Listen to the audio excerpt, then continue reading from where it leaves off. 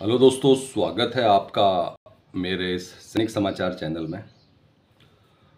दोस्तों, आज की वीडियो में बात करेंगे स्पर्श के नोडल ऑफिसर्स की तरफ से जो अपडेट आ रहा है। और यहाँ पर दोस्तों हमने कई बार बात किया कि जो इस महीने की जो पेंशन है उसमें कोई भी जो है दिक्कत नहीं है। 30 अप्रैल को इस महीने की पेंशन, अप्रैल महीने की पेंशन का भुगतान हो जाएगा। और जो मैसेज नहीं आया है वो टेक्निकल ग्लिच की वजह से नहीं आया है। दोस्तों, अब एक और जो है अपडेट आ रहा है जहां पर 3 महीने के एरियर के लिए भी पॉजिटिव न्यूज़ है। और जब अभी तक जो है 3 महीने के एरियर की क्लैरिटी नहीं हो रही थी, अब उसकी भी क्लैरिटी हो रही है। दोस्तों, दो चीज़ें हैं। कई बार जब कॉल सेंटर में बात करते हैं हम उस पर सेंटर में, तो हो सकता है कि जो जिससे आपकी बात हो रही है उनके पास प्रॉपर अपडेट ना हो। तो यहाँ पर दोस्तों जो नोडल के जो मेन जो सेंटर के जो मेन जो पर्सन है उनसे जो बात हुई है उसमें अब 3 महीने के एरियर को लेकर और साथ ही साथ पेंशन के भुगतान को लेकर, अगर हम पेंशन के भुगतान की बात करें तो जितने भी स्पर्श सेंटर में बात हुई थी उन सब का यही था कि जो अप्रैल महीने की पेंशन के जो फाइल है वो अपलोड हो चुकी है और 30 तारीख को आपको इसका भुगतान हो जाएगा। अगर किसी को नहीं मिला तो वो पैनिक ना करें, मैसेज नहीं आया तो, क्योंकि पेंशन भुगतान में कोई देरी नहीं होगी। अब दोस्तों 3 महीने के एरियर के भुगतान के लिए भी जो है अपडेट आ रहा है, उसके बारे में बात करेंगे।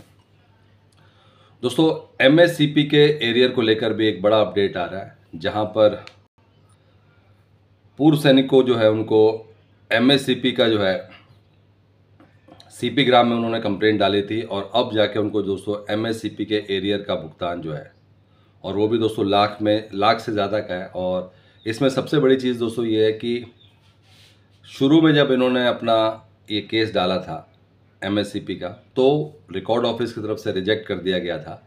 लेकिन यहाँ पे सबसे बड़ी चीज़ यही है कि आप दोबारा फीडबैक दे सकते हैं, दोबारा ओपन कर सकते हैं। और उसके लिए सबसे बड़ी चीज़ है कि आपको पूरी जानकारी होनी चाहिए। अगर आप एमएससीपी के लिए, एसीपी के लिए, किसी चीज़ के लिए भी अगर आप सीपी ग्राम में कंप्लेंट डालते हैं तो उसके लिए आपके पास प्रॉपर प्रूफ होने चाहिए। इसके बाद दोस्तों बात करेंगे बैंक पेंशनर्स के लिए। और आप जानते हैं दोस्तों कि बैंक पेंशनर चाहे एसबीआई से जिनकी पेंशन आ रही है या उनकी जो है पीएनबी से पेंशन आ रही है, उनका ऑलरेडी जो सीपीपीसी की तरफ से है उनको कोई भी इशू नहीं है। प्रॉपर तरीके से जो है उनका पेंशन भुगतान शुरू हो चुका है। लोगों के अकाउंट में जो है जो अप्रैल महीने की पेंशन है उसका भुगतान शुरू हो चुका है, और वो भी 55% के साथ। ऑलरेडी दोस्तों आपको पता है कि जो 3 महीने के एरियर का जो भुगतान है वो बैंक पेंशनर्स को हो गया है। अब सिर्फ और सिर्फ जो बात है वो स्पर्श पेंशनर्स के लिए है। तो दोस्तों अभी जो स्पर्श पेंशनर्स के लिए जो अच्छी अपडेट है और वो है दोस्तों जो 3 महीने के एरियर को लेकर। और यहाँ पर दोस्तों 3 महीने के एरियर की फाइल अगर हम बात करें, अभी जो अपडेट आ रहा है 3 महीने के एरियर की फाइल स्पर्श में अपलोड हो चुकी है। यहाँ पे पहले अगर 1-2 दिन पहले जो है इसके ऊपर कोई अपडेट नहीं था, अब अपडेट ये आ रहा है कि 3 महीने की जो एरियर की फाइल है वो अपडेट हो चुकी है और वो स्पर्श में अपलोड कर दिया गया है। एडवांस एसएमएस का जो सीधी सी बात है वो लिखा था कि टेक्निकल रीजंस की वजह से जो है एडवांस एसएमएस नहीं भेजा गया था, तो इस बार जो है एसएमएस किसी को नहीं आया हुआ है। हालांकि नॉर्मली क्या होता है कि कई बार ऐसा होता है कि कुछ लोगों को आता है, कुछ लोगों को नहीं आता, बट जिन लोगों को भी आता है उससे ये क्लियर हो जाता है कि जो है पेंशन किस दिन जो है आपको मिलेगी। लेकिन इस बार टेक्निकल रीज़न की वजह से जो है किसी को भी ये मैसेज जो है जारी नहीं हुआ है।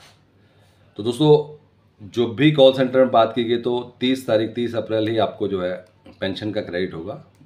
अब 3 महीने के एरियर के ऊपर भी अपडेट आ रहा है, जहां पर 3 महीने के एरियर का भुगतान जो है उसकी फाइल अपलोड हो चुकी है। तो वो भी दोस्तों अगले 1-2 दिन के अंदर ज़्यादा डिले नहीं होगा, क्योंकि आपको भी पता है कि आरबीआई की गाइडलाइंस है कि जो भी सरकार के जो भी सर्कुलर्स आते हैं उनका पेमेंट जो है टाइमली होना चाहिए, उसके पेमेंट में जो है देरी नहीं होनी चाहिए। अदरवाइज़ जो भी कंसर्न डिपार्टमेंट है उनको वो पेमेंट 8% के ब्याज के साथ करनी पड़ेगी।